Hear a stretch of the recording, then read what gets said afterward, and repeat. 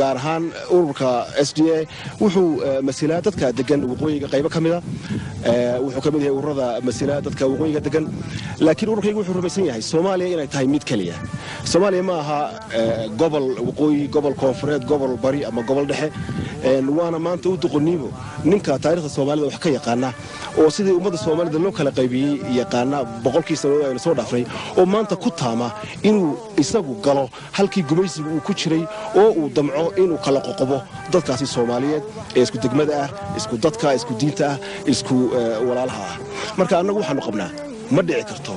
koox ha noqoto koonfureed ama ha noqoto waqooyi meel ha noqoto oo iyagu isbida inay marku taagleen dadka kale ee dhulka la degan inay ku dirqiyaan waxa ay doonayaan Soomaalidu waa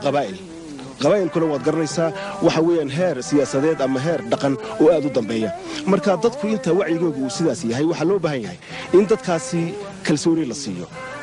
reer walba ama gobol walba waxa loo baahan yahay dadkoodu inay ka taliyaan aayahooda iyo xukunkooda iyaga oo ku jira xaydaanka ama xerada Soomaali weyn macna waxa weeye Soomaaliya waa in laga aasaasaa dawlad dhexe dawladdaasi dhexena waa inay ogolaataa gobol waliba inuu noqdo gobol madax bannaan oo xukuumadda hoose haday noqoto xagga cashuuraha haday noqoto xagga waxbarashada xagga baac mushtariga in dadka gobolkaasi degani ay markaasi noqdaan dadka gacantooda ku haysta mana ogolaanayno dad kale oo ka yimid gobolka kale sidii xukuumaddiisa barre inay dadka cashuura ka wararayaan inay yiraahaan annaga halka ka talina inay yiraahaan annaga halka ku dhaqan oo joogi karna ma dhici karto taasi ogolaan mayno